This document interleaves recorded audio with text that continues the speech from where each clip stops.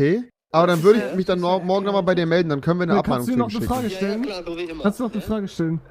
Das ist ja alles in deiner Ja. Flatrate für 100.000 im Monat mit drin. Okay, ja, genau, das habe ich ja, das zahle ich ja die Frist. Hugo hat auch noch eine Frage an dich. Ja? Ja, Hugo, was Wie denn? viel Steuern muss man in Luxemburg bezahlen? Das weiß er nicht, wie viel Steuer man in Luxemburg bezahlt werden muss. Der ist Anwalt Anwalt in mit Deutschland, Steuerberater. Hugo.